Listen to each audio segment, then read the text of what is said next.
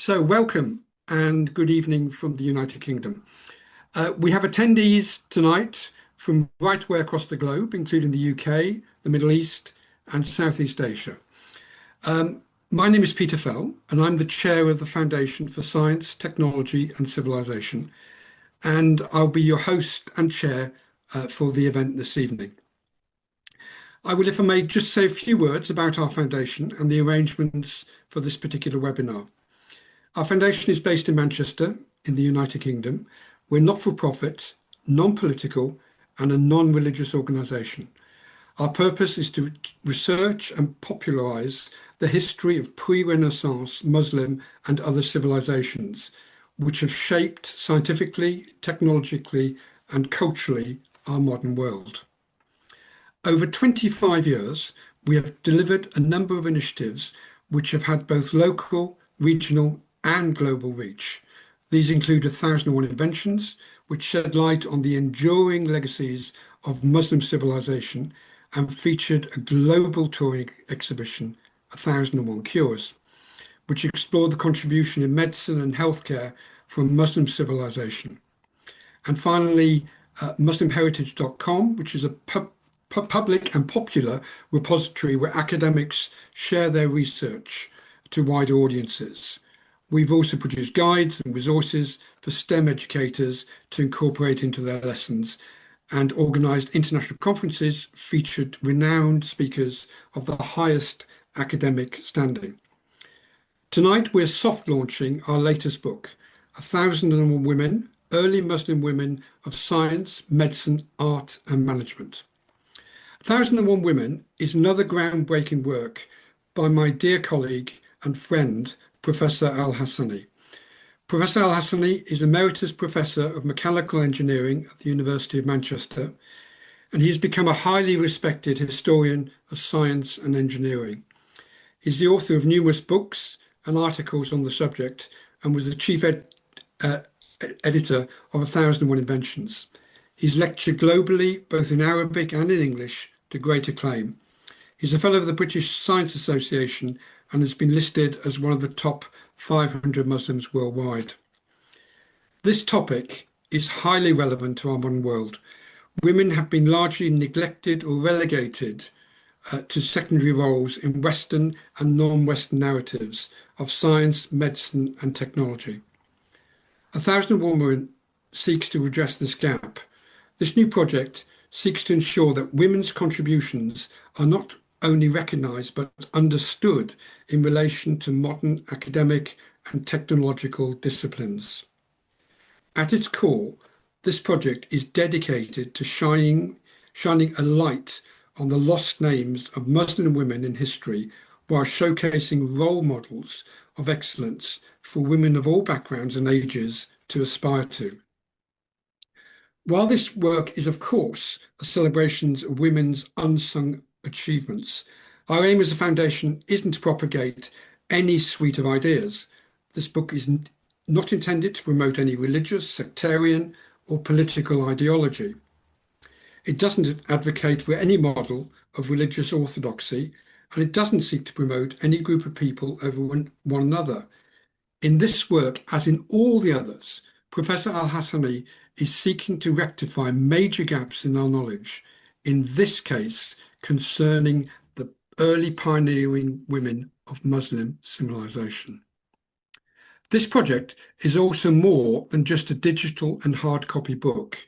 It will be accompanied by a virtual map, timeline and network feature available on 1001women.org.uk, allowing readers to explore the remarkable trailblazing figures featured in this book geographically, chronologically, and in relation to other familiar members.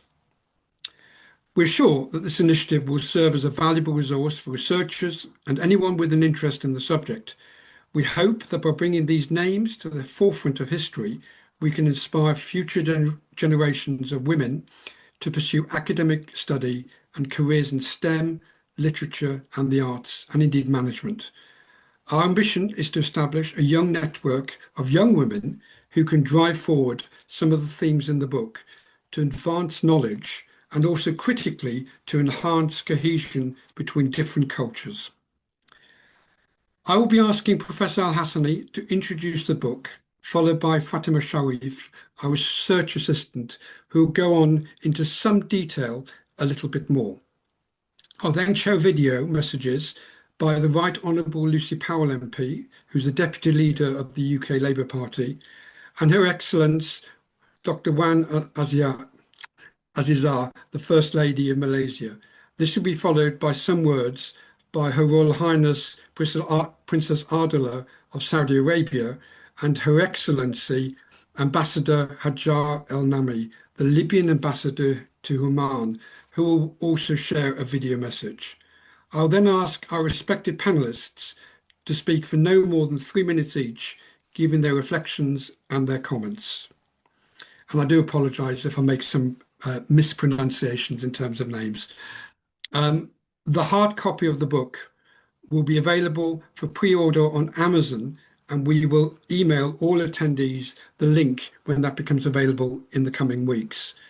An electronic version of the book in PDF format will be available soon, along with interactive resources.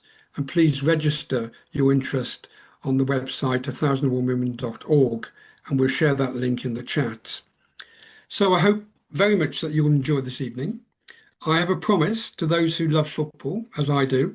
We will finish well ahead of the England-Argentine World Cup semi-final tonight, which I'm afraid I, for one, am really looking forward to. So, Professor, the floor is yours. Thank you, Peter, Chairman. Right, Honourable Lucy Powell, Your Royal Highness Princess Adelah Al-Saud, Your Excellency Dato Sherry, Dr. Wan Azizah, Dr. Wan Ismail, Your Excellency Ambassador Hajar El-Nami, and honourable guests. Assalamu alaikum, peace be with you, good evening, and thank you all for being here. Well, it's really a great honor to speak to you today. It is still today, although it should be night by now, but we are in summertime. So in Manchester, it is still a daytime. At this event for the launch of 1001 Women, well, this event is not really merely a launch of a book. For me, it is the completion of a journey that began many years ago with a question that at the time I could not have imagined would lead to such an extensive, rewarding search. In 2004, Professor William Johnson, Fellow of the Royal Society, was telling me about his discovery of the work of Hypatia of Alexandria, the 4th century philosopher and mathematician. He then asked me a question that would stay with me for many years. He said, Salim, were there women in Muslim civilization who made significant contributions in science and other fields? Well, that question was repeated again to me by other distinguished academics after the publication of 1001 Inventions. Really, it seemed like a simple and reasonable question, but the more I reflected on it, the more I realized that I opened a much larger door, a door into a legacy underexplored world of scholarship and historical discovery. I did not initially set out to write this book. Frankly, I did not begin with a fixed title, nor a clear structure, nor even a full sense of what I would find. What began as a question became a search, and what began as a search became, in time, a momentum, really a huge momentum that I had to sort of gain, but the journey was a momentous journey of discovery. That journey led me through Arabic chronicles, biographical dictionaries, scattered reports, and a wide range of primary and secondary sources. Slowly but surely, I came to see that there are hundreds of extraordinary women in Muslim civilization whose names and achievements had been left at the margins of popular historical narratives. There were medics, scientists, scholars, jurists, preachers, educators, poets, scribes, artists, leaders, rulers, and philanthropists.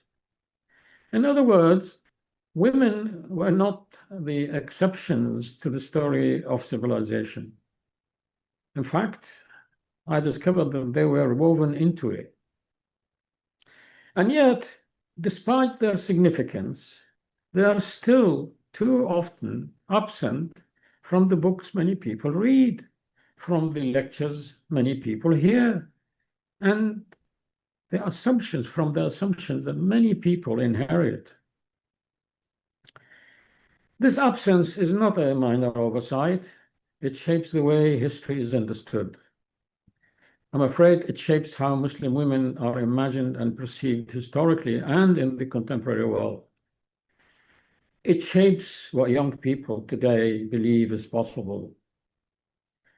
Well, for generations, Muslim women from Muslim civilizations have often been portrayed through a narrow, flattened lens, confined to the domestic sphere, reduced to stereotypes, or viewed only through the prism of controversy and prejudice.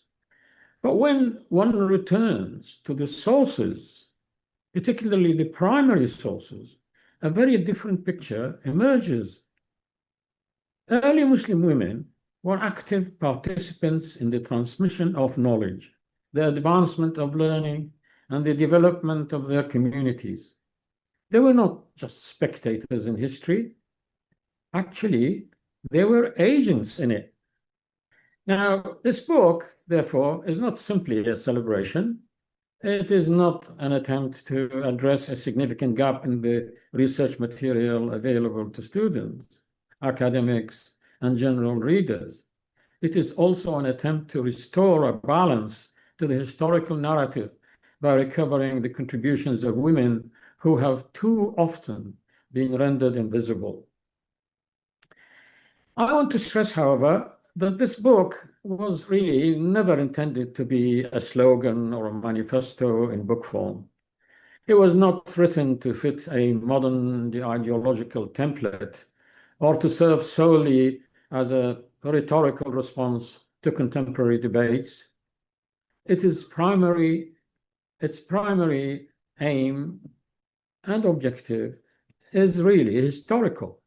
It is to recover, document, and to present, to make sure that we have sources that allow us to know about those women, and to do so with as much care, honesty, and scholarly discipline as possible. That's why methodology matters so much to me in this work. I have relied extensively on Arabic chronicles, biographical dictionaries, and documentary evidence. Where possible, I have privileged primary sources. Where the evidence is scarce, I have mentioned this. Where a report appears only once and cannot be corroborated, I have treated it with caution. In some cases, this means resisting the temptation to repeat attractive but weakly supported stories, and there are many of them. That discipline, in my view, is important because historical recovery must be guided not only by enthusiasm, but by credibility. In writing this book, I was also conscious of the challenge of classification.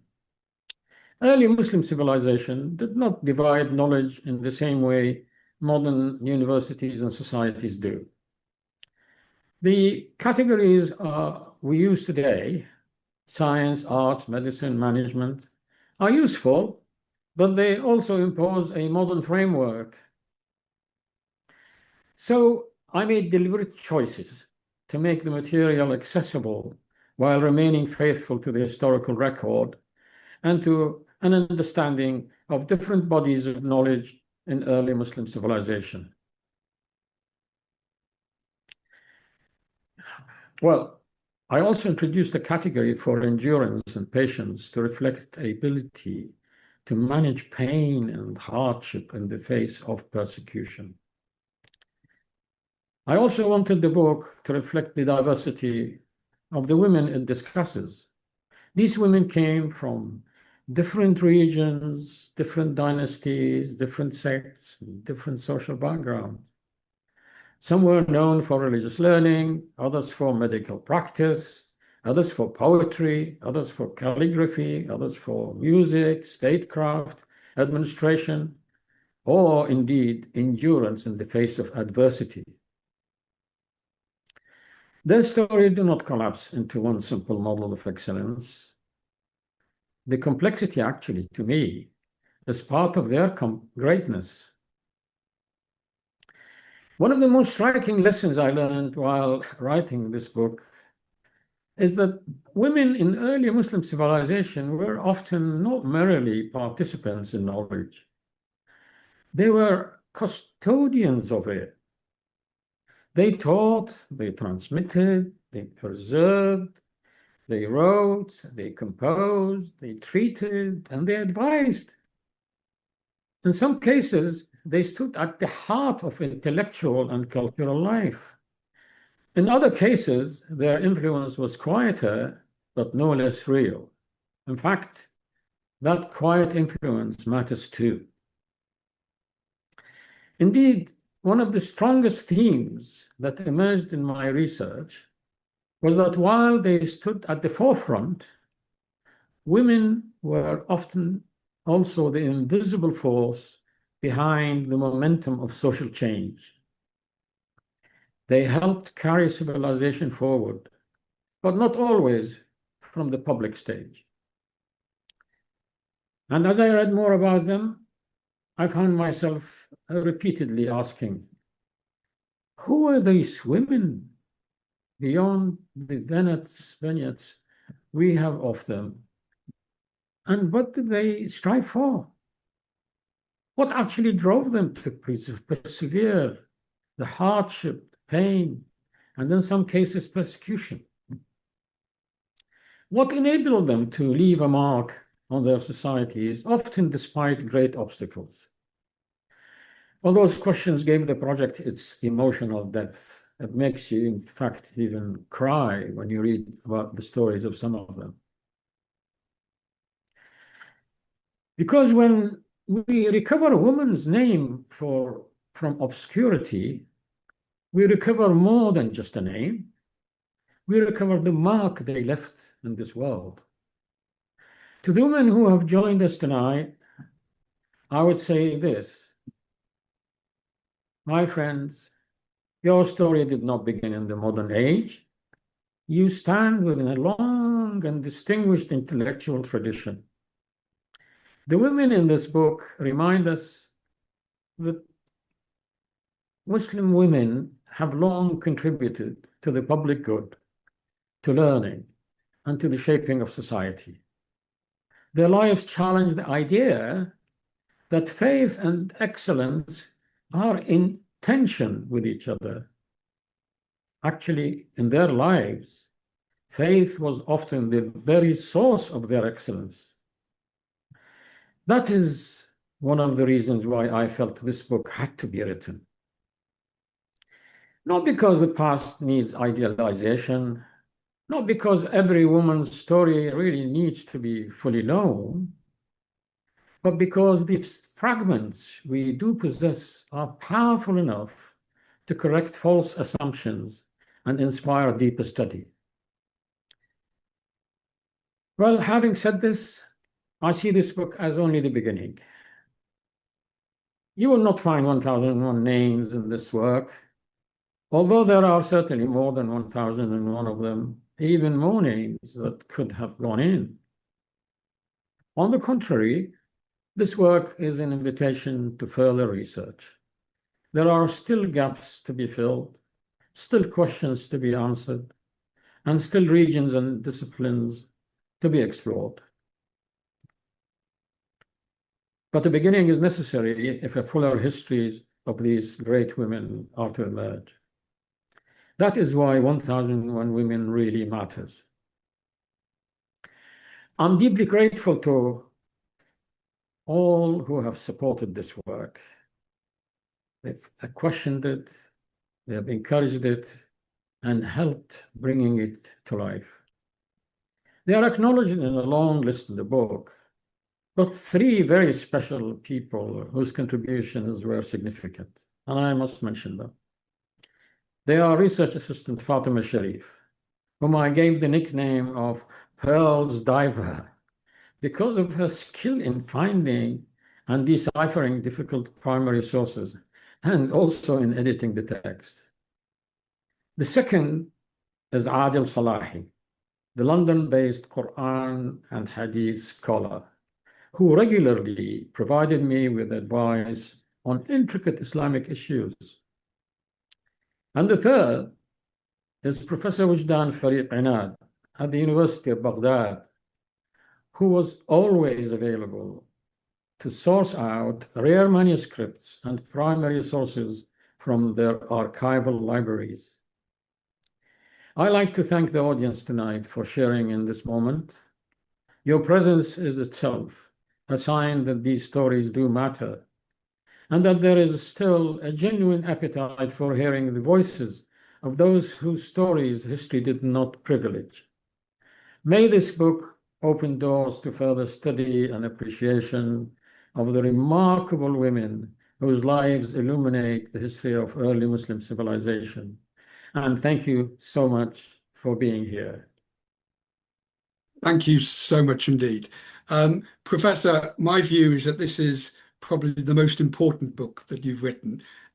And when it's published, we will see the depth and the dignity in which you have placed the women involved in the important historical context. But our next speaker is Fatima Sharif, who has been mentioned, who's our research assistant at the Foundation, and she's been with us for several years. She's currently a PhD candidate at SOAS at the University of London. Fatima has also set up and managed today's webinar, and we are really grateful for all your input. So Fatima, over to you. Good evening, everyone, and assalamu alaikum. Thank you, Peter, for your kind words. I'd also like to thank Professor Al-Hassani for his far too generous praise there. Now, let me begin with a question that was once put to a historian of the 20th century, Bernard Lewis. The Moroccan sociologist Fatima Bernisi raised with him the subject of Arab women who had ruled as heads of state. And his reply was, "Arab women, heads of state? Are you not mistaken about the area?" Now that reply, that easy, confident disbelief, is exactly the misconception this book was written to correct, because the answer to his question is of course no. She was not mistaken. There were women who ruled, who healed, who taught, who calculated, who wrote, and who built. They were there all along. We had simply stopped telling their stories. Now, this book is called 1001 Women, Early Muslim Women of Science, Medicine, Arts, and Management. And over the next few minutes, I'd like to tell you what it is, why it matters, and introduce you to a few of the extraordinary women you'll meet inside it. This work gathers the lives of women who shaped early Muslim civilization as scholars, physicians, poets, calligraphers, patrons, and rulers, and it restores them to their rightful place as historical figures in their own right. Its central argument is a reconceptualization, rather than the veiled, voiceless figures of Orientalist fantasy, or the storytellers and singers of an older literary tradition. The women in these pages take center stage. They are active participants in the transmission of knowledge and in the shaping of their societies. The book takes its name from 1001 Nights, that celebrates a collection of the Islamic Golden Age, but where the Arabian Nights confined its woman to a narrow role, this book challenges the very assumptions behind that role, and it does so within a long tradition of Arabic scholarship on women, one that dates far back to the 9th century, when Ibn Abi Tahir Tayfur composed the work Balaghat an-Nisa, The Eloquence of Women, the earliest Arabic work devoted entirely to women's literature. As the author Professor Al-Hassani points out, that is itself a telling reminder that some of the principal historians and biographers of these women were indeed men. Now, the book is explicit about its purpose. Its central aim is to remedy a real gap, one that Professor Al-Hassani argues has left our very picture of world history unbalanced, and it is careful about what it is not. It is not written to advance any ideological model of empowerment. It simply makes women the subject of serious historical focus, recognized for their participation across a remarkable range of fields. For too long, he writes, the Muslim woman has been treated as, quote-unquote, a perplexing, elusive enigma, the subject of literature written to entertain Orientalist fantasies, rather than to document real achievement. This book answers that not with argument, but with evidence, with names, dates, sources, and lives. And it distinguishes itself from other fine recent works by spanning the fields of science, medicine, the arts, and management together, and by giving each woman a full contextual setting rather than a bare biographical snapshot. It also takes its evidence quite seriously.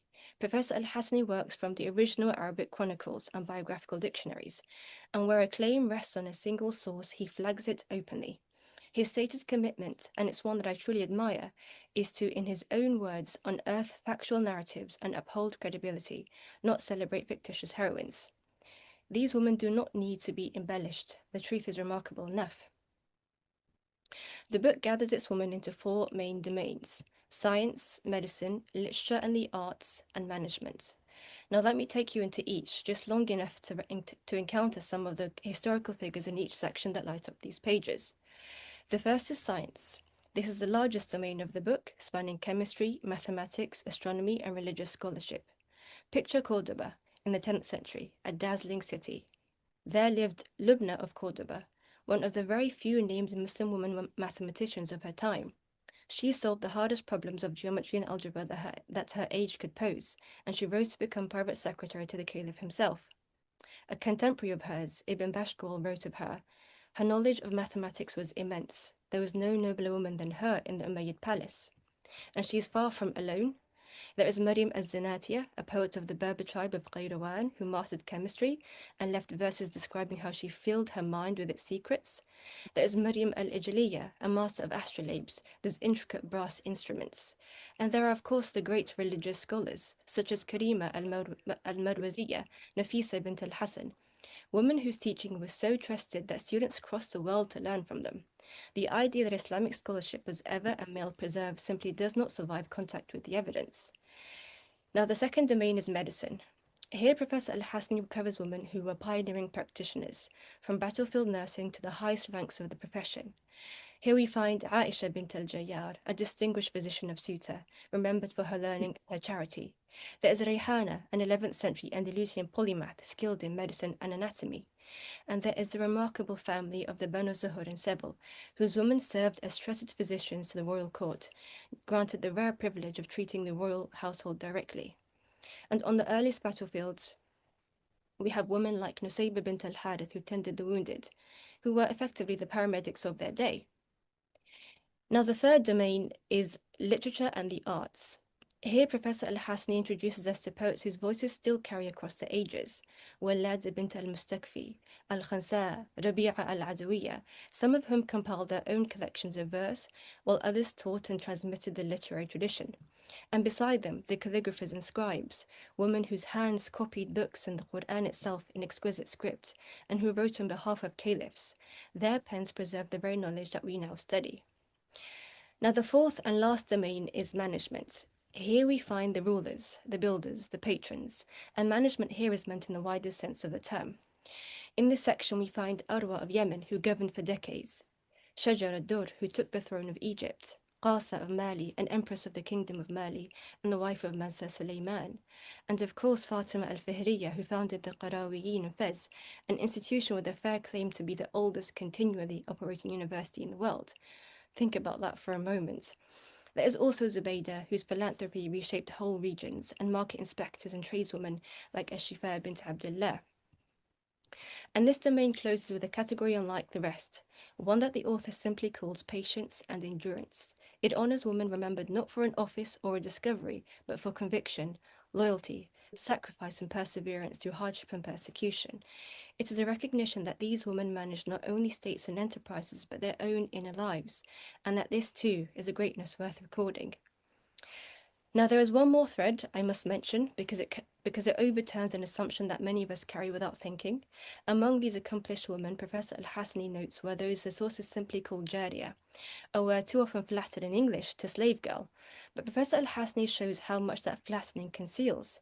Some of these women rose to become the wives and mothers of caliphs, like Al-Ghazal, mother of 2 Abbasid caliphs who held real sway over affairs of state.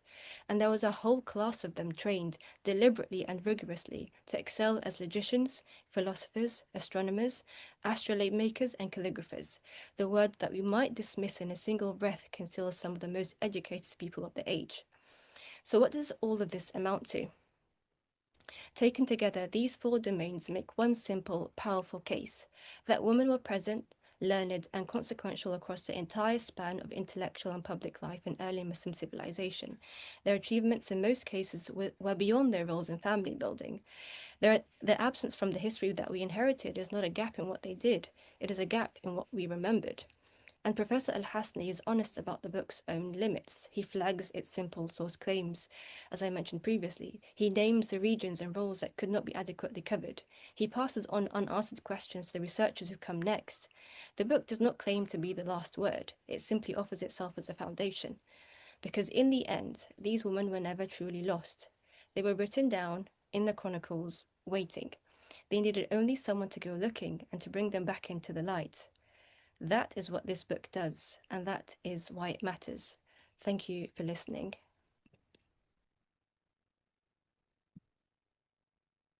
Thank you.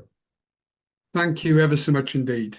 And I hope that gives a clear indication of the range and depth of the book. We're now going on to a series of very short presentations from colleagues who are some of those who are here tonight and some who've sent video messages. The first guest that we have by video is the Right Honourable Lucy Powell MP. Lucy Powell is a member for Parliament for Manchester Central, which is the constituency that covers the area where our foundation is based in Manchester. Lucy Powell has held a series of very important political positions in the United Kingdom government and in opposition. She's been the leader of the UK House of Commons and the Lord President of the Council. In October 2025, she was elected by the membership of the Labour Party to be the Deputy Leader of the Labour Party, which of course is the United Kingdom's governing party. We now have a short video from Lucy Powell. Hi, I'm Lucy Powell, the Deputy Leader of the Labour Party here in Manchester, and I just want to congratulate Professor Salim Al-Hassani on his fantastic book representing and celebrating 1,001 great women.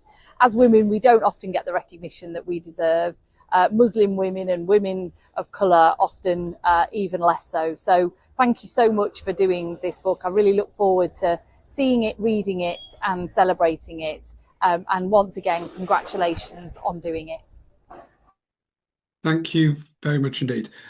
Our next guest, also by video link, video, is Her Excellency Dr. Wan Azizah, Dr. Wan Ismail. She trained as a medical doctor, she practiced as an eye surgeon, and she served her country's health service for many years in Malaysia before her life took a very different turn. When her family faced a moment of great adversity, she stepped forward into public life and went on to become one of Malaysia's most respected figures.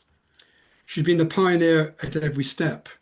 She was indeed Malaysia's first female leader of the opposition and later its first woman to hold the office of Deputy Prime Minister.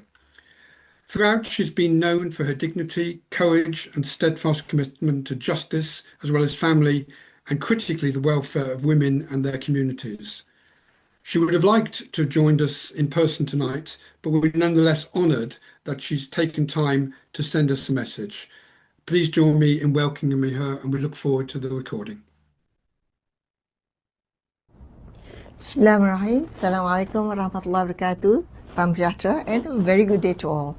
Thank you, Mr. Peter Fell, Chairman of the Board of Foundation for Science, Technology and Civilization of UK, Professor Salim Al-Hassani, President for Foundation for Science, Technology and Civilization, FSTC, United Kingdom, and also the chief editor of the book, 1001 Women, Early Muslim Women of Science, Medicine, Art and Management. Excellencies, ambassadors, international dignitaries, distinguished speakers, and members of FSTC, members of the media, distinguished guests, ladies and gentlemen. It is both an honor and privilege to be before you today to celebrate the launch of this extraordinary book, 1001 Women, Early Muslim Women of Science, Medicine, Art and Management by Professor Salim Al-Hassani. For generations, the brilliant contributions of women to intellectual history have been a hidden treasure waiting to be fully uncovered. While traditional histories across the globe have often overlooked these remarkable thinkers, we now have a beautiful opportunity to expose these achievements. Rather than let the great women innovators of the past remain in the shadows, this book enthusiastically sets up to celebrate their genius, honor their discoveries, and rightfully restore them to their place among the world's greatest minds. Ladies and gentlemen, through Professor Al-Hassani's pioneering work as the chief editor of the best-selling 1001 Inventions, and now with 1001 Women, he has brought to light the names, the achievements of women who lived between the 9th and 15th centuries. Women whose knowledge and actions left indelible marks on their societies. Let me share just a few of their stories that should inspire everyone. There was Rufaida bint Saad al-Aslamiyah, among the first Muslim nurses who set up a wartime tent. Imagine in war, where she treated the wounded during the early battles. And there was Fatima al-Fihriyah, who founded the Qarawiyyin Mosque in Fez, Morocco, recognized as the world's first university. A woman who understood that knowledge is the foundation of civilization and who built a space for learning that thrives to this very day. There was Sutaita al-Mahamali, a mathematician who excelled in her field and served as an expert witness in courts, a woman whose intellect was so respected that her word carried weight in the highest matters of justice. There was Zubaydah bint al-Ja'far al-Mansur, who pioneered an ambitious project of building wells and service stations along the pilgrimage route from Baghdad to Mecca, an early example of what we would call today infrastructure and public works management. In Malaysia, we call them R&R, rest and relaxation. And there was Al-Ijliyah, an astrolabe maker in Aleppo, a woman working with her hands, mastering the precision instruments that guided navigation and astronomy. These women were not exceptions. They were part of a rich tapestry of female contributions that spanned mathematics, medicine, astronomy, engineering, education, administration, and the arts. There were scholars, physicians, rulers, patrons, innovators. They came from different backgrounds, yet all worked alongside men to advance their communities. This book is a mirror reflecting the truth of what women have always been capable of. It is a torch that rekindles the light of lost names and forgotten achievements. And it is a roadmap showing young women today, showing us today that the path to leadership in STEM, medicine, the arts, and in management has been ventured before. To all women watching this historical occasion today, we stand on the shoulders of giants such as Zufaida al-Aslamiyah, Fatima al-Fihriyah, Sutaita al-Mahamali, Zubaydah bint al-Mansur, and Al-Ijliyah. These women face challenges we can scarcely imagine. Yet they persisted. They studied, they built, they healed, they led. All this was in addition to family building and bringing up an incredible generation. They left their mark. Ladies and gentlemen, there was another contribution. Don't forget. Less visible perhaps, but no less profound. Many of the great scholars, greatest scholars whose names fill our histories, first learnt perseverance, discipline, and faith at the hands of their mothers. Imam al-Shafi'i, one of the greatest jurists in Islamic civilization, lost his father while still an infant and was raised by his mother, Fatima, bint Abdullah, under circumstances of great hardship. She relocated him to Mecca so that he could pursue knowledge. She made sacrifices that history rarely records. Without her steadfast resolve, the world might never have known the scholar we honor today. Her story reminds us that behind many of history's greatest achievements stood women whose own names have been forgotten. They nurtured families, instilled values, and quietly laid the foundations upon which others would build. Their labor seldom appears in history books, yet it has shaped generations and strengthened societies.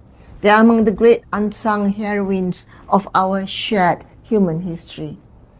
Today we have opportunities that they may never have had. Ladies and gentlemen, Malaysia is committed to empowering women in STEM, in leadership, and in every field of endeavor in line with the global aspiration. But opportunity alone is not enough. You must have the courage to seize it. You must have the determination to persist when the path is difficult. You must have the vision to see beyond what is, what could be, inshallah. Let this book be a beginning, not the end. Let it spark your curiosity. Let it inspire research. Let it remind us that the history of women's achievement is not just a footnote. It is a central chapter in the history of human civilization. I commend Professor Al-Hassani and the Foundation for Science, Technology and Civilization for their tireless work. FSTC has done what few have dared. It has shone a light into the forgotten corners of history and brought forth treasures that belong to all humanity. To the academics, educators, policymakers today, let our children, both girls and boys, grow up in knowing that women have always been the architects of civilization. Distinguished guests, ladies and gentlemen, today, as we launch 1001 Women, we are ensuring that future generations will not have to look far to search for their role models. They will know the names of Rufaida, Fatima, Sutaita, Zubaida, Al-Ilj, Leah, and so many other more. To all the young women out there, the world is waiting for your contributions. The future is yours to shape. Go forward with courage. Go forward with knowledge. And go forward knowing that you are part of a legacy that stretches back 1,000 years. And we hope and dua that it will stretch forward for 1,000 years more and beyond. Thank you. Wabillahi taufiq wal hidayah. Assalamu alaikum warahmatullahi wabarakatuh. It is such a shame that we're not able to thank you in person for, I think, an extraordinary presentation that flowed so well on those of Professor Al-Hassani and also Fatima Sharif. But we'll move on and we'll take a series mostly now of presentations in person. And our next guest, I'm delighted to say, is Her Royal Highness Princess Adelah, who is the daughter of the late King Abdullah of Saudi Arabia. Within the Saudi royal family, she's become widely recognized as a leading voice for the well-being and advancement of women across their homeland. She has chosen to speak openly on subjects such as the health of women, their rights before the law, their role in society, and the urgent need to shield families from harm and abuse. She's guided numerous humanitarian and charitable efforts, including a foundation devoted to home-based medical care, initiatives supporting young cancer patients, campaigns for the safety of families, and projects that honour her country's cultural legacy and open new doors for women to go into enterprise. Underlying everything she does is one enduring belief that progress belongs to a whole society and that its women must share fully in shaping what comes next. It gives me enormous pleasure to present Her Royal Highness. Thank you very much for your kind introduction.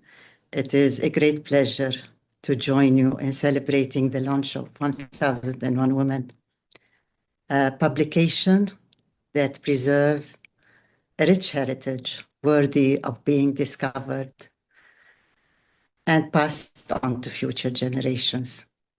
This work raises a vital question. Who writes history? And whose narratives survive or get neglected? Credible history is based on enduring evidence, yet it attains integrity when we recover silenced and forgotten voices. This call for inclusive memory highlights UNESCO's findings that women's achievements are still overlooked in today's research and knowledge creation. Given this, the significance of this book becomes evident. It restores women legacies and highlights their impact on Islamic civilization and human progress. At its height, Islamic civilization was built by both genders through knowledge, community care, institution building, and active public life. Their work reflected deep respect for knowledge and the belief that human worth is not found in status, but in serving others. This publication transcends documentation. It is a wellspring of inspiration, especially for young women worldwide. When youth learn of women excelling in diverse fields, they realize that ambition, purpose, perseverance can build a better future. In our rapidly changing world, these women become role models. Their stories nurture confidence, motivate innovation, and inspire lasting positive change. Before I conclude, I extend sincere gratitude to Mr. Peter Fell for his kind invitation and to Professor Salim Al-Hassani for his lifelong dedication to scholarship and education. His efforts to preserve and share this heritage are truly commendable. I also congratulate everyone involved in this outstanding project. May it stand among great works, inspiring rediscovery of contributions that enriched our collective human heritage. Thank you all. Wassalamu alaikum wa rahmatullahi wa barakatuh. Your Royal Highness, thank you so much for being with us tonight. It is really appreciated and we're honoured. This is our last recording now coming up, and this is from Her Excellency Hajar El-Nami, the Libyan ambassador to the Sultanate of Oman. And sadly, she can't join us today, and so she has sent us an important recording. She is a distinguished scholar and diplomat. She earned a degree in Arabic language and Islamic studies in Libya, followed by a master's specialising in the Quran and Hadith at the University of Malaya, and she is now completing her doctorate in that field. For many years, she's taught in the Faculty of Law and Political Science in Libya before she became a diplomat. In 2023, she was appointed Libya's ambassador to the Sultanate of Oman, the office she still holds. In that role, she's become a leading advocate for women, chairing a major regional meeting in Oman on the Beijing Declaration and addressing the violence against women, their economic participation, and their voice in decision-making. Please join me in welcoming via video Her Excellency.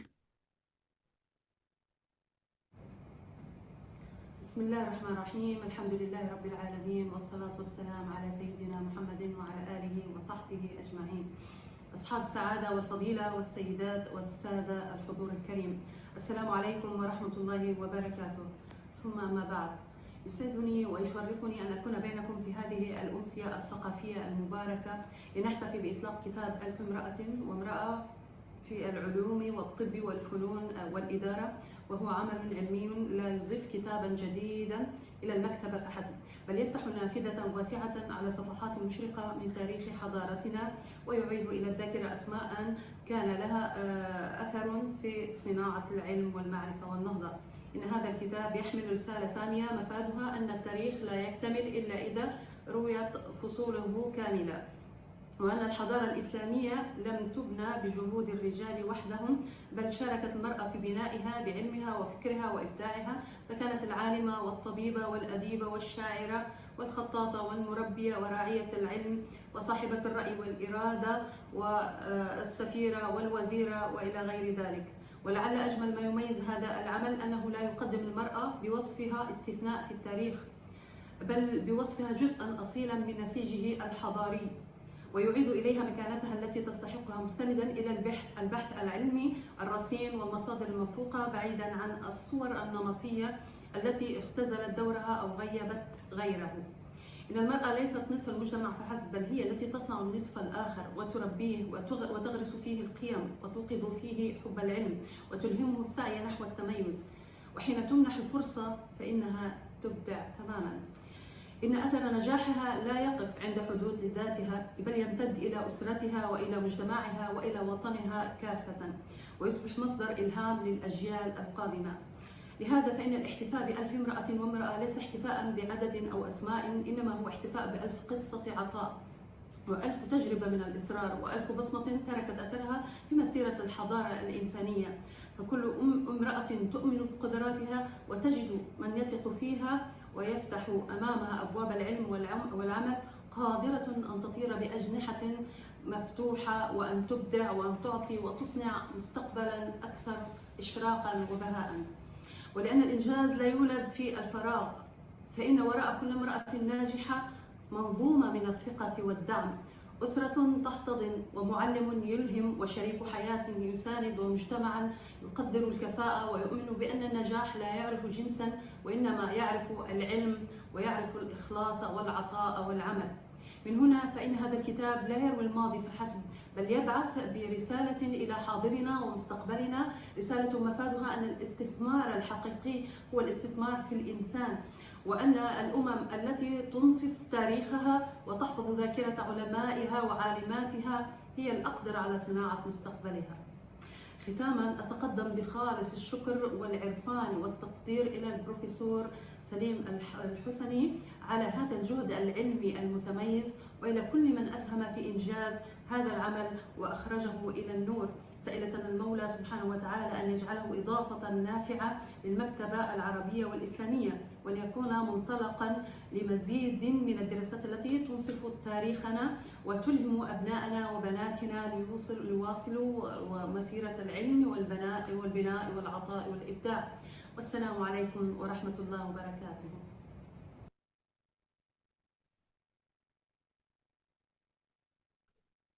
Thank you very much indeed. I'm going to move on, and I'm delighted to introduce our next speaker, Professor Salwa Al-Noori, who's a highly distinguished neuroscientist, educator, and advocate for inclusive learning.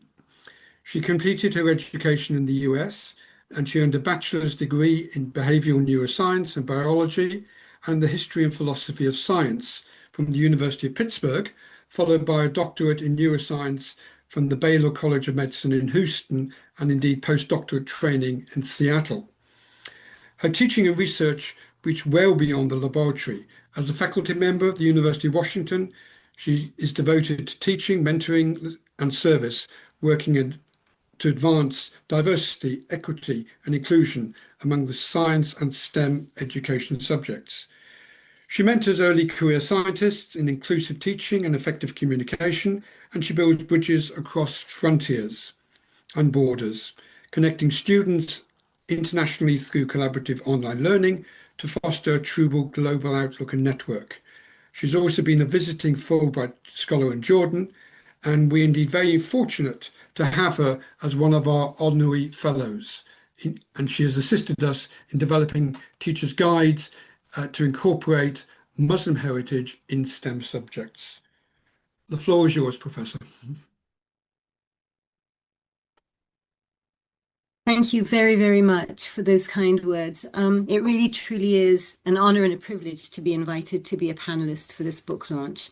And I'm grateful for this opportunity, and it's with genuine pleasure that I'm going to say the few words that I can say in the allotted time. Indeed, there's so much that I would like to say about the significance of this work and its impact going forward. So I think that's what I'm going to be focusing on. Not only about the impact and significance of the work, of course, but also the monumental effort that Professor Salim Al-Hassani has put into this. And so, again, as I said, I'm grateful to have these few moments. I'll focus my comments on the science domain of the book, because I really would like to explore some of the details of how I can see this work going forward in STEM education and STEM fields.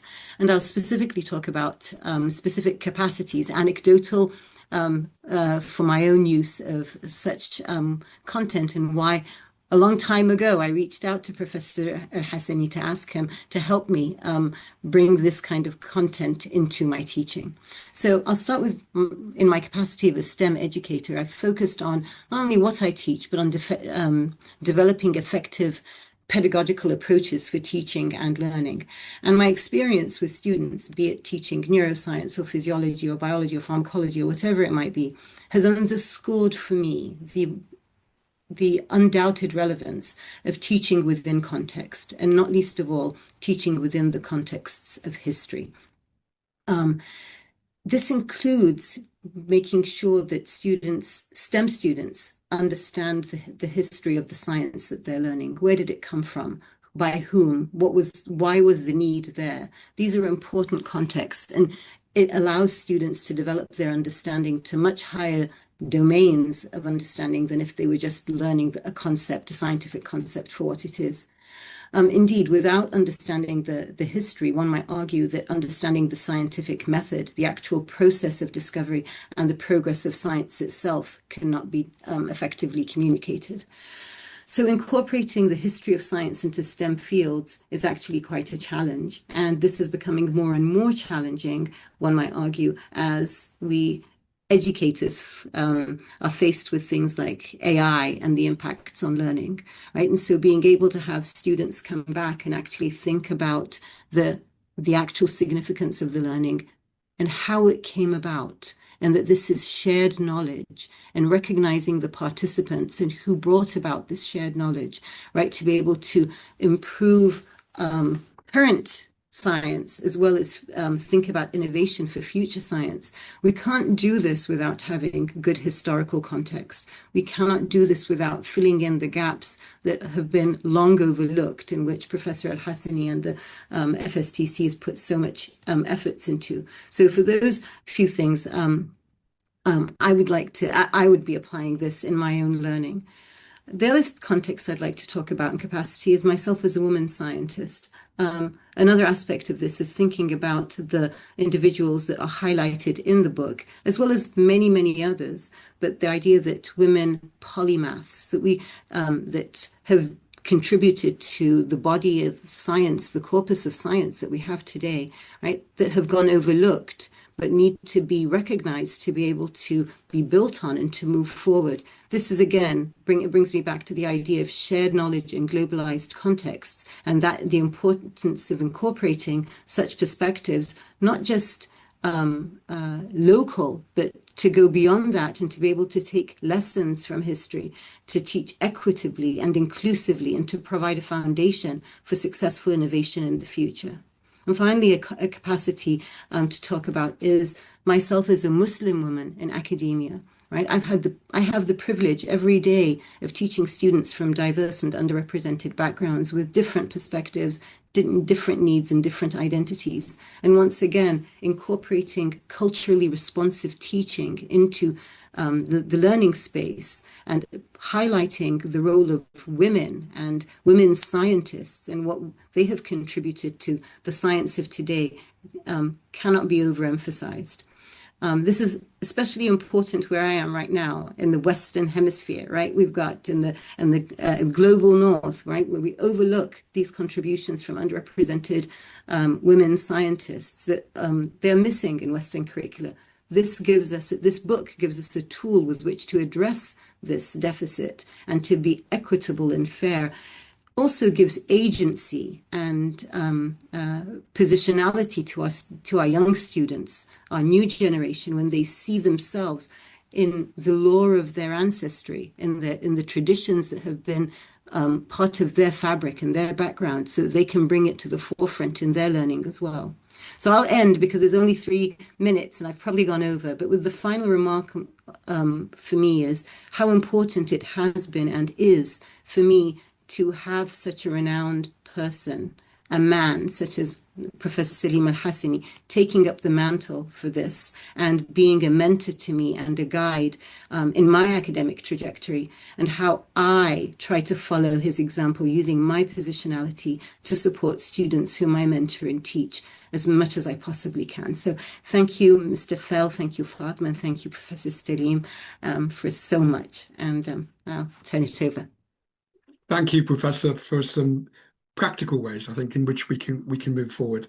And I share your comments about Professor Al-Hassani. So thank you. It's my honour now to introduce our next speaker, who is Professor Wijdan Farik Enad. She's a highly distinguished historian of Islamic civilization. She holds a doctorate in Islamic history, and she has specialised in Muslim Spain and North Africa. She taught at the University of Baghdad and for many years was a leading figure at its renowned Centre for the Revival of Arabic Scientific Heritage, and she served as editor-in-chief of its journal. She currently works as a professor in the Department of History at the College of Education for Women at the University of Baghdad. Her scholarship is quite remarkable and is wide-ranging. She's the author of numerous books, 100 published studies, and she's written on the pilgrimage, on Andalusian culture and civilization, and its enduring influence on Europe. She's taken part in conferences and she's supervised master students. Her book, Time Travel in the Quran and Islamic Civilization, was named Best Book of the Year of 2025 by the Iraqi Academy of Science. We're very privileged to have her also as an honorary fellow. Professor.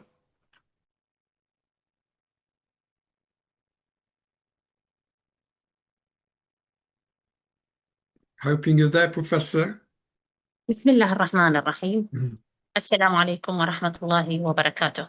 Good evening, everyone. I am speaking to you today from Baghdad, the city of a great history of Bayt al-Hikmah. I speak from a city that was the capital of science and scholars for centuries from this city. The author of this pioneering work, Professor Salim Al-Hassani, started his own journey. I am very happy to be with you today to celebrate this book. I became aware of the contents of an early draft of this book when Professor Salim sent it to me some 2 years ago. I had the great pleasure of helping in sourcing manuscripts and primary sources. That encounter changed my academic life. Because of it, I decided to develop a postgraduate course module on women's history based on this book. The course became a resounding success in that the class were fully engaged and inspired. This book gives us a new vision. It shows the real studies of Muslim women in history, not the distorted one, where we barely hear of their contributions. It explains how Islamic teachings and social lives shaped of their world. It proves that Muslim women were strong, educated, and knew their rights and duties In our Islamic heritage, women were not passive. They were active leaders, scholars, and producers of leaders. Sadly, many modern books miss these facts, but this book shines a light on this truth. The author has truly done an amazing job in this work. His methodology is very precise, and collecting and analyzing such a large amount of information took a long time and great effort. This work corrects many mistakes in modern references. It fills big gaps and opens new doors for future research. It proves that Islamic sources are rich with women's history. In short, this book is a true encyclopedia and every library needs it. Thank you very much. Assalamu alaikum wa rahmatullahi wa barakatuh. Thank you. Thank you very much, Professor. So our next speaker is from the UK. She's Dr. Sahira Dar, and she is the president of the British Islamic Medical Association. She's a portfolio GP in Glasgow, and she's worked in the health, in the National Health Service, and also in the private sector. In recent years, she's worked extensively with the UK's South Asian and Muslim communities, leading health education initiatives with charities and not-for-profits. And she's helped close the gaps that go so often unaddressed. In 2025, she was named among the top 50 most influential Muslims in Europe. Her interests reflect a real commitment to her communities around women's health, health inequalities, Islamic medical ethics, and lifestyle medicine. During the COVID pandemic, she worked on the front line of public awareness, and she partnered with the Scottish Government to bring clear, culturally sensitive information about COVID and the vaccine to the communities that need it most. Her message has been very simple throughout her working life, and that is good health education must be tailored, and that culture and faith aren't obstacles, but are an essential part of how it's done. Please join me in welcoming Dr. Sahira Dar. Thank you so much, Peter, for that introduction. Assalamu alaikum. Good evening, everybody. Such an honour to be invited here to share my reflections alongside such distinguished guests and speakers. Professor Al-Hassani, congratulations. What a remarkable achievement. Another book that's going to have a huge impact for years to come. And more than anything, I am so excited to discover and learn about the remarkable women you have brought together in your book, because unfortunately, for far too long, Muslim women have been made into cliches, they've been misunderstood and simply erased from our history books. Yet, we know that they were integral to our civilizations. They helped shape their society and the world as we see it today. They were our physicians, our pioneers, our scientists, artists, and our rulers. They were active participants in society. And the book argues that the gap is not history itself, but it is how history has been told. And the quote by Bernard Shaw, the British historian, has already been mentioned when he said to Fatima Mernissi, the Moroccan scholar, he said, "Arab women heads of state, are you mistaken about the area?" And when I read that quote, I remembered about this remarkable woman that I have read about recently, Shajar al-Dur. Literally translates into the tree of pearls. And this is a remarkable woman who started her life as a slave girl, became the wife of the Sultan of Egypt in the 13th century, and following his death when he went to fight the Crusades, due to her keen intelligence, her political savviness and courage, became the Sultan of Egypt. And her reign was brief, and contemporary accounts in history often dismiss her as an anomaly, something just like a chance accident. But if you walk through Cairo today, you see her legacy in the landscape of Cairo, in the architecture that she commissioned, in the institutions that she supported, in the political stability that she brought to that area due to subsequent marriage that she had.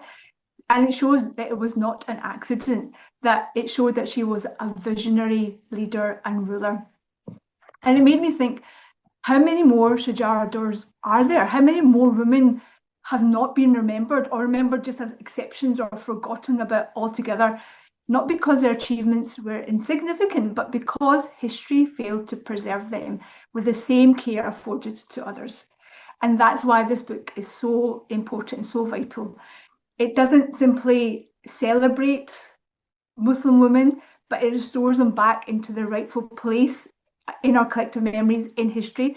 And it reminds us that Muslim civilization was not just built by famous men, but also women whose knowledge, creativity, leadership transformed science, literature, the arts, and public life. So my hope is that 1001 Women is not the end of the conversation, it's not the destination, but the beginning. The beginning that inspires us to ask better questions about history, to search more deeply, to ensure that these women are no longer treated as anomalies, but recognized for the pioneers that they were. Thank you so much for that contribution. And I share your view. This is the start, not the end of something, and we will follow it up with all your help and support, I hope. So I'm delighted now to introduce our next speaker, Professor Rana Dajani, who is a Jordanian molecular biologist and tenured professor at the Hashemite University. She's a leading geneticist who has researched on diabetes and cancer and stem cells, which have helped shape the laws that govern stem cell research in Jordan and has opened the door to regulation across both the Arabic and Islamic world. She is the founder of We Love Reading, a movement born from a simple read aloud session in the neighborhood mosque, which has since trained thousands of women and established libraries in refugee camps and communities across 60 countries. And she's earned honours from UNESCO and the UNHCR's Nansen Award. She's the author of the acclaimed book, 5 Scarves, in which she wears the 5 scars of her life as a mother, a teacher, a scientist, a social entrepreneur, and a feminist. And she asked the critical question, if science can reverse the fate of a living cell, why can't we redefine success for women? Please join me in welcoming her, Professor. Thank you very much. Assalamu alaikum wa rahmatullahi wa barakatuh. Bismillah ar-Rahman ar-Rahim. With a world today that is hijacked by big tech, social media, AI, and deepfake, this book is very, very important and much, much needed to change the narrative of humanity as a whole. I'm going to highlight a few points in the book that I think are worthy of attention, in addition to what was said before, and then talk about the future. First, this book takes a unique approach in taking into consideration the local context and the local culture of those past times, rather than imposing the Western or modern lens on what was happening. And this is very, very important to understand the context.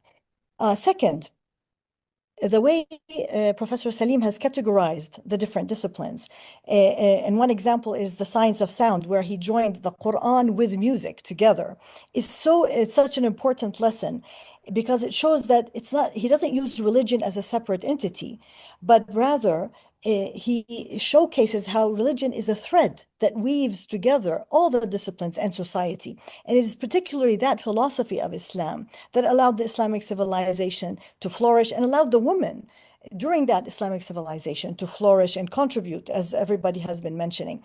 And it wasn't just about being Muslim. Any religion, any person was able to flourish under this Islamic civilization because of that philosophy. And thirdly, the book also is a very important body of work, because it sheds lights on the dark parts of the room, the other parts of the room, and it breaks barriers of language, because most of these documents and resources are in Arabic and therefore inaccessible and invisible. It also breaks the barriers of colonialism that put all these in the back room. And thirdly, it removed the bias, whether it's intentional or non-intentional. But where does this take us? First of all, as others mentioned, this is for the younger generation to see role models, because usually role models are white men or in most a better case, white women, but never people who look like them, dress like them, speak like them. That's the importance of this book. But more importantly, this is a call for the future and all the audience. We need to also write the stories of the role models of contemporary women scientists, because then it becomes, we can really relate to those women and inspire not just the Muslim generations, but the whole world and all of humanity. And then we need to write those stories in children's books, not just include them in curricula, but in the media and the culture and the movies, so that children grow up reading those stories in a fashion that is very attractive and pleasurable. And lastly, we need it because of AI. AI is already biased. And so this body of work and other work in the future will serve to at least help balance the AI data that it's being trained on, so that we have a better future for humanity.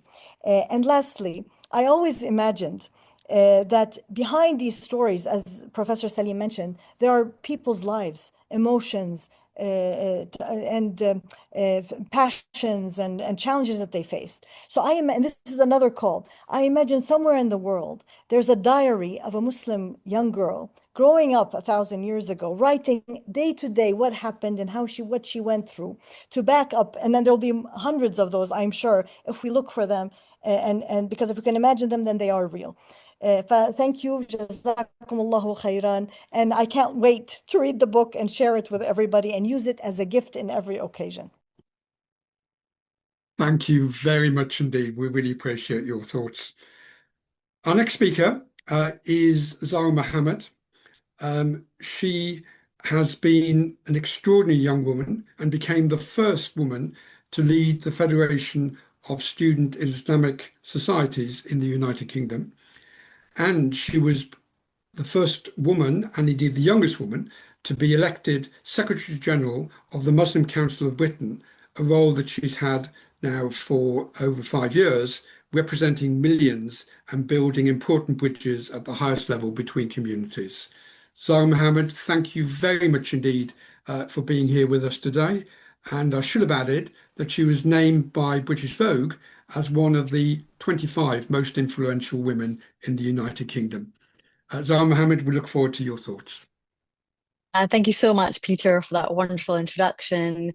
Dr. Salim, congratulations and all of the team for this incredible work. I share in my distinguished guests and esteemed ladies in their enthusiasm for this contribution, because what you've done is added color, life, and stories to a history that we already know exists, but couldn't quite articulate or know all the facts.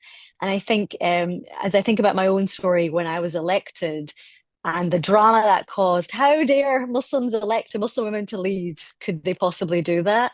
And I think this rich, and it's not just stories and biographies, but it's our culture, our history, and what we know Muslim women can be and achieve really speaks to that. Those questions that even I couldn't understand. What have Muslim women done? Well, here you go. Here's a nice volume to enrich your life a little bit more. And I think speaking perhaps to so many colleagues have spoken to the stories themselves is about our present history and why this is so pertinent in this moment. Because despite the strides that we have made to this date, we're still met with these horrible, the stereotype of a Muslim woman hasn't really changed that much, sadly. Her capacity, her abilities, her capabilities, despite how high in office we may reach, how many molecular discoveries, so on and so forth. I think ladies in here can agree that we still are dealing with narratives that continue to confine us in these small spaces.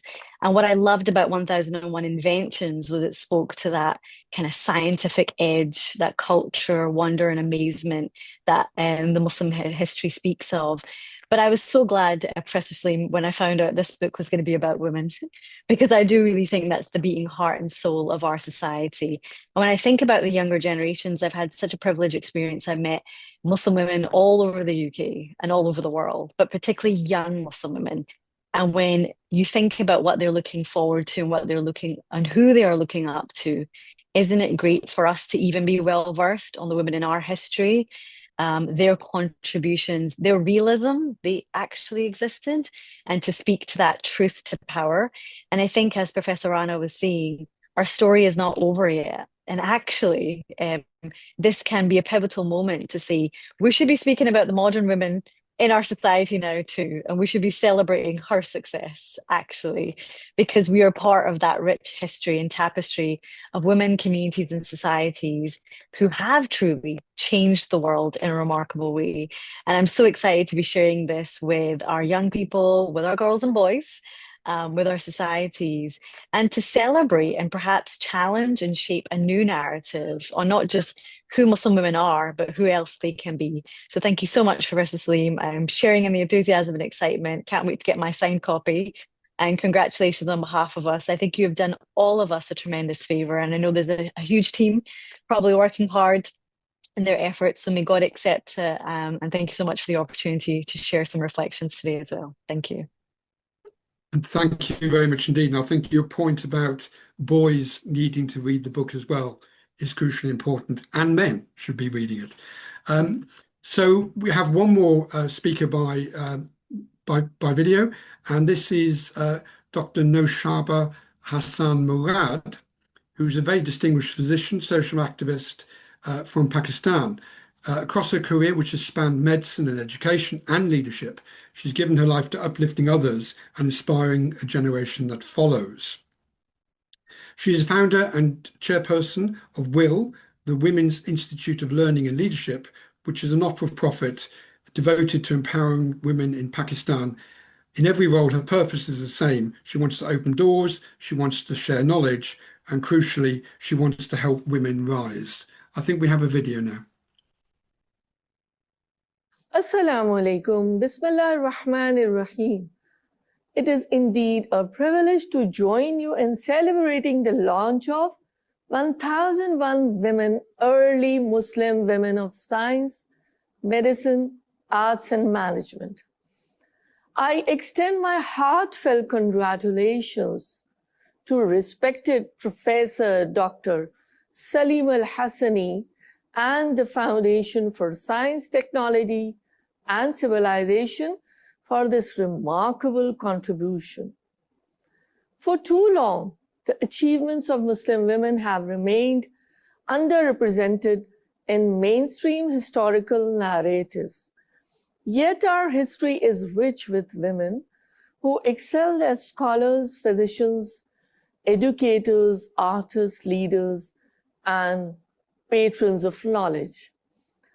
Their contributions helped shape civilization and deserve to be recognized, studied, and celebrated. This book is much more than a historical record. It is an invitation to rediscover a legacy of intellectual excellence and service. By bringing these extraordinary women back into public consciousness, it provides young people, particularly young Muslim women, with authentic role models who demonstrate that faith, knowledge, and leadership. As an educator and someone deeply committed to the advancement of learning, I believe that understanding our shared intellectual heritage is essential for building confident, compassionate, and capable future generations. Works such as this strengthen intercultural understanding and remind us that the pursuit of knowledge has always transcended boundaries. I commend Professor Dr. Salim Al-Hassani and each and everyone involved in this important project. May this publication inspire further research, meaningful dialogue, and a renewed appreciation for the remarkable women whose contributions have enriched our world. Thank you, and I wish this book every success here and hereafter. Amin. Thank you very much indeed. We have a few more speakers and we will finish in time for the football. Our next speaker, I'm delighted to say, is Dr.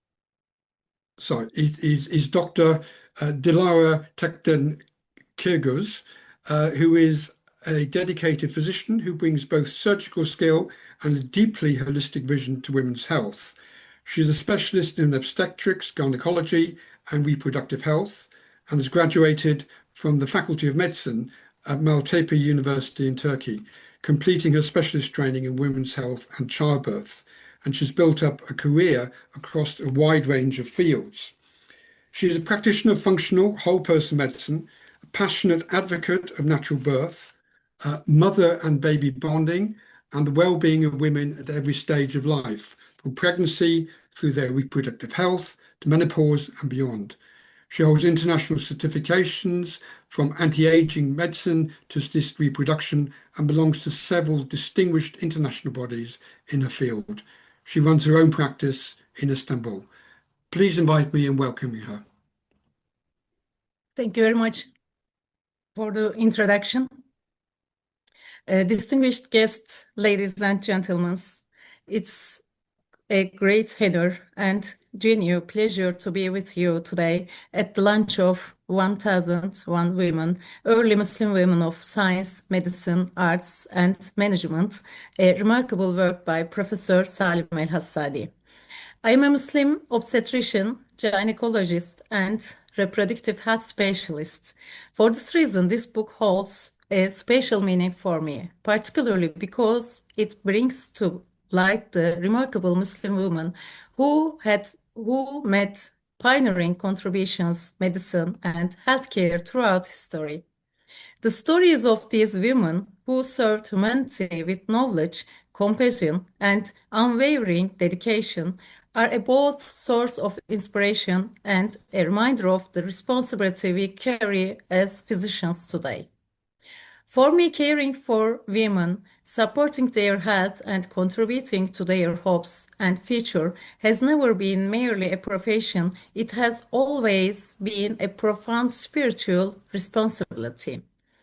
With this sense of responsibility, I have spent many years keeping pace with the latest scientific advance in my field, participating in educational programs offered by some of the world's leading international medical societies and striving to provide my patients with the very best care. I firmly believe that healthy women build healthy families build strong and thriving societies and civilizations.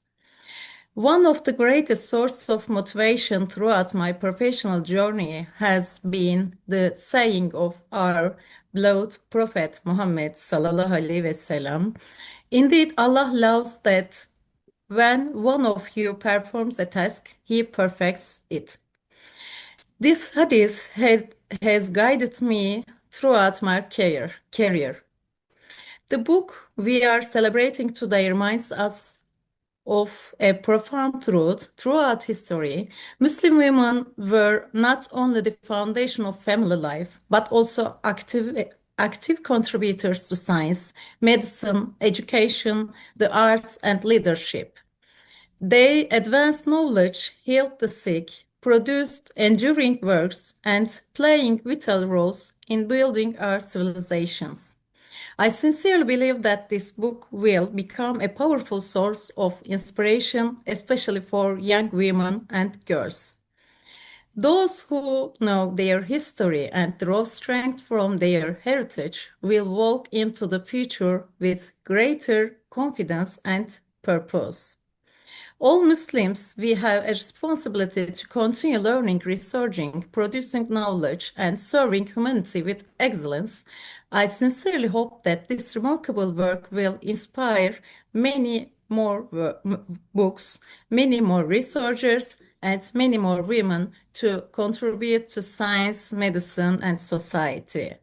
As Allah says in the Holy Quran, they wish to extinguish the light of Allah with their mouths, but Allah will perfect His light even though the disbelievers dislike it.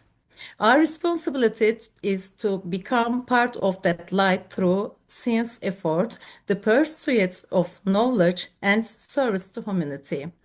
Finally, I would like to extend my heartfelt congratulations to Professor Salim Al-Hassani and everyone who contributed to this outstanding work, and to thank them for bringing us together on this meaningful occasion. Thank you very much. Thank you very much indeed for that lovely contribution. We're coming to the end shortly, but we have a couple more speakers. And our next speaker is A.M. Dasu, who is an internationally acclaimed author of 15 children's books, including Boy Everywhere and Fight Back and Kicked Out, and which have been collectively listed for over 55 awards, including the Carnegie Medal, the Waterstones Children's Book Prize, and Week Junior Book Award. She's a director of Inclusive Minds, a patron of The Other Side of Hope, an international literary magazine edited by migrants and refugees, and one of the National Literacy Trust's Connecting Stories campaign authors. She's aiming to inspire a love of reading and writing in children and young people. She always dreamt of becoming a writer, but she studied economics instead and worked in marketing and project management before becoming a writer, and has written books that challenge stereotypes, humanize the other, and are full of empathy, hope, and heart. We welcome her and we look forward to your contribution. Thank you so much for the introduction, Peter. It was an honor to work with you and Professor Al-Hassani over 21 years ago when we were launching the very first 1001 Inventions traveling exhibition. And it's a real honor to be here tonight to launch this incredibly important, potentially life-changing book. In fact, working with Professor Al-Hassani was life-changing for me personally. I wasn't an author when we met. I was a young woman who was frustrated about the state of the world post 9/11 and the portrayal of Muslims in all arenas of life. Professor Al-Hassani showed me that despite the negative, violent and harmful stereotypes and tropes surrounding Muslims in the media and around the world, we had to keep on. We had work to do and we had to have hope. He told me we bring change slowly, through perseverance, by sharing knowledge and by working with everyone from all backgrounds in all spaces. And we do this by bringing to light the stories of our past to inspire and empower people going forward. And it is because of him that my worldview changed, and I found myself able to express that frustration in a more meaningful way through writing books and stories that we can see ourselves in, those that challenge us, expose us to other worldviews, acknowledge intersectionality and overlooked perspectives, and that build empathy and community. Stories that might inspire and empower young people to become confident in who they are, to find hope and speak up, and bring change in the world that we so desperately need to see. And it is because of the exemplary women featured in 1001 Women, and from those in our own past and present, that so many of the Muslim women that we have met today are able to stand confidently, because we know where we have come from, what we have achieved, and what we are able to do.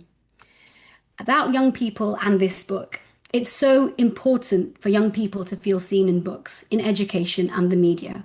School is a microcosm of society. It can be your first experience of stereotyping, of bias, of hate. Childhood is a time in your life that can really shape the choices that you make. And young people want to understand the world that they're in and their own place in it. And when your history has been omitted, when you have only been told a story of oppression, it can affect how you see your own future. Books like 1001 Women can really help young people to understand and persevere through the tropes that they see and hear in the news, from their peers, and perhaps their own experiences. We're currently seeing the rise of the far right and division of communities across the world. Far right politicians have emboldened those with previously hidden racist, xenophobic and Islamophobic ideologies to come forward and act on their beliefs. And hate crime is on the rise, and anti-Muslim attacks online and in person have risen year on year, especially on Muslim women. 1001 Women is not only timely, but it will be life-changing as it directly challenges the stereotype constantly depicted in the news and in films that Muslims aren't peaceful, have not contributed meaningfully to society, need aid, and that a Muslim woman is oppressed or can only be empowered if she doesn't cover her head or body or if she is not religious. This narrative is woven into our societies, and because of this, Muslim women are often othered. This book authentically represents the true lives of Muslim women who were independent and free to make their own decisions, something that many would not believe is possible for a Muslim woman, even today. Professor Al-Hassani taught me a long time ago that even when we can't bring change fast enough or openly defy the powers that be, we can still engage in small acts of defiance. How? By finding our own tribe, as we have tonight, and by sharing hidden history to inspire and find empathy to act as a catalyst for social change. Despite the hateful, derogatory narrative, the judgment, the stereotypes, Muslim women keep on. And what makes my heart burst with joy is that now, thanks to Professor Al-Hassani, we have an entire book that puts Muslim women on center stage and gives tribute to their contributions in a vast range of fields. I can't express fully how empowering it is to have a book that spotlights women who, in Fatima's words, carried the torch of ilm, knowledge across chemistry, mathematics, the science of sounds, the stars, religious scholarship, medicine, poets, literary figures, and social science experts. I love that it honors women and openly dismantles the very idea that Islamic scholarship and the development of civilization was only a male effort. Professor Al-Hassani, in his remarkable way, uses this book to invite his readers to continue the much-needed work of restoring these hugely inspiring women to their rightful place, not only in the story of our civilization, but also world history. And he's inspired me to now write and continue his legacy into children's books. And I want to finish by thanking him wholeheartedly for this enduring legacy. Thank you so much for writing this book and for everything that you do, Prof. Thank you. Thank you very much indeed. We know you write extraordinary stories, fiction stories, and I think the book that we've been talking about tonight, there are extraordinary stories in that as well, historical stories, and both the historical stories and the stories that you have made for the future, I think will shape our lives for the better. Okay. We have two speakers left. Our next speaker is Dr. Anne-Marie Brennan. Anne-Marie is a board member of FSTC, one of my colleagues, and she's been working with us in that capacity for many years. In her professional life, she's the Associate Professor in the Department of Leadership and Management in the Kent Business School at the University of Kent, and she holds the Freedom of the City of London and the Freedom and Liveryman of the Worshipful Company of Educators. She's a biologist and ecologist, a specialist in forensic biology, an investigator of wildlife crime, and is also an internationally recognised champion of public engagement in science. She's authored 5 books, and memorably, one of her books became a storyline in The Archers, which is a very important and famous UK radio programme that's been running for over 50 years. She has a distinguished commitment to the Muslim contribution of science. She's chaired conferences, she's lectured widely on the subject in the United Kingdom and elsewhere, and she has been a great advocate of this subject for many, many years. Anne-Marie, we're indebted for your support over that period, and I know you want to say a few words. Thank you for your kind introduction, Peter, and thank you for your enduring inspiration, Professor Al-Hassani. Good evening, Your Highnesses, Excellencies, esteemed guests and valued colleagues. Salam alaikum. Peace be with you and those who are dear to you now and forevermore. For over a quarter of a century, FSTC has been exploring the hidden history of science and technology, along with its impact on the medieval world, focusing on the achievement of scholars in the Muslim world. It's an immense task, uncovering 40 years of past achievements per year. However, the maths doesn't quite work out that way.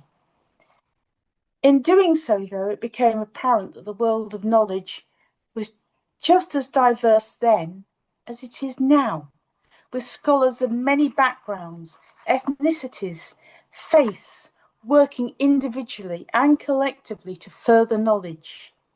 In this way, we see similarities with today's world, where academics work in diverse, multidisciplinary teams to address the world's most intriguing and pressing questions.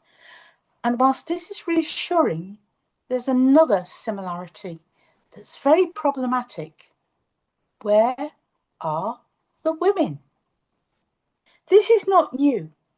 Whilst organising science festivals as the British Science Association and events with other similar organisations, time and time again, female scholars seem to be missing from the history of science and other disciplines. And it's not because they failed to have contributed. Rather, it's been due to societal structures that obscured their work. Sometimes this was overt, with women being actively excluded from universities, professional associations, etc., etc. But more often, it was more subtle, where working alongside their fathers, brothers, husbands, male colleagues, their work inadvertently became credited to the men around them. However, we now know differently. For example, the world's first university, as has been mentioned before, Al-Qarawiyyin, was founded in the great city of Fez in Morocco by Fatima al-Fihri in 859 BCE. So, CE, sorry. So armed with this and other evidence, the foundation has sought to uncover the history of these female scholars of the Golden Age. And as a result, Professor Al-Hassani and his co-workers have brought to light new evidence, debunked myths, and produced a work of considerable scholarship.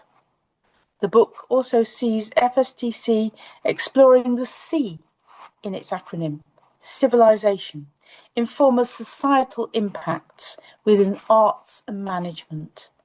This is consistent with the new acronym where STEM is becoming STEAM and incorporating the arts, and recognises that some of the world's greatest thinkers, the greatest female thinkers, have been and are polymaths, people who are curious about all sorts of learning and adept in very many disciplines. So, with FSTC, once again, prepare yourself to travel, courtesy to time travel, courtesy of FSTC. Be prepared to be amazed and inspired by the lives and the works of these great thinkers, the 1001 women who helped shape the world of learning we know today. Thank you. And thank you, Anne-Marie, for those kind words. So it's my pleasure now to introduce our last speaker, who's going to conclude today's webinar. He is Professor Sharif Al-Ghazal. He is our Vice President here at FSTC, and he is a distinguished physician, and he's a devoted advocate for bringing together medicine and heritage. He's a consultant plastic surgeon in Bradford, and he's a former president of the British Islamic Medical Association. And he's been a member of a number of international bodies, including the Federation of Islamic Medical Associations. Just before I welcome him to conclude, my final words to all of you are thank you to our panel, thank you to those who are listening today, and let's work together to make this the start of something which is truly magnificent. Can I introduce again Professor Sharif Al-Ghazal? Thanks very much, Peter. Thank you. Assalamu alaikum all. As we close this really wonderful evening, and on behalf of the FSTC, I would like to express our deepest gratitude to everyone who made this event a success. Special appreciation goes to Professor Salim Al-Hassani, whose dedication and scholarship gifted us with this such extraordinary book. We would like also to extend our sincere thanks to our distinguished speakers joining us both from the UK and internationally. Also, many thanks to everyone who participated in and supported this evening today. This book, as many mentioned, restores a forgotten chapter of history.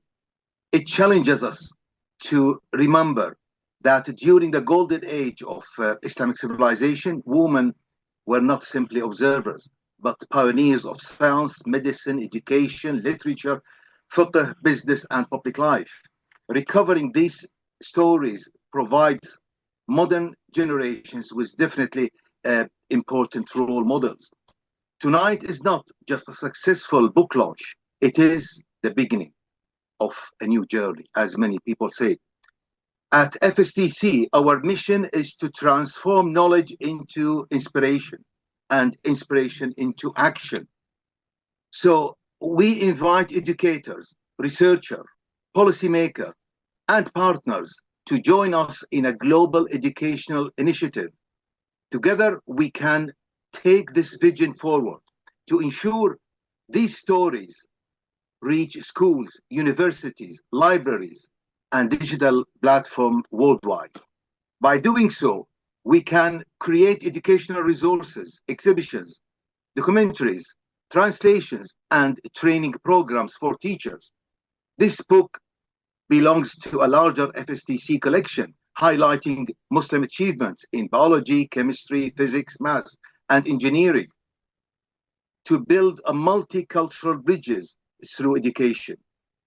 Let us continue to celebrate and spread these great works, sharing their legacy with the future generations.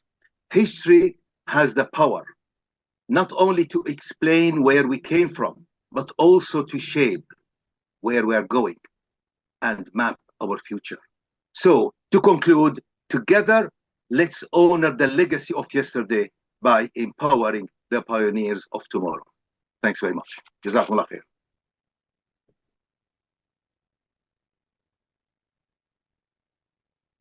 Well, I think that brings things to an end. Thank you all very much indeed.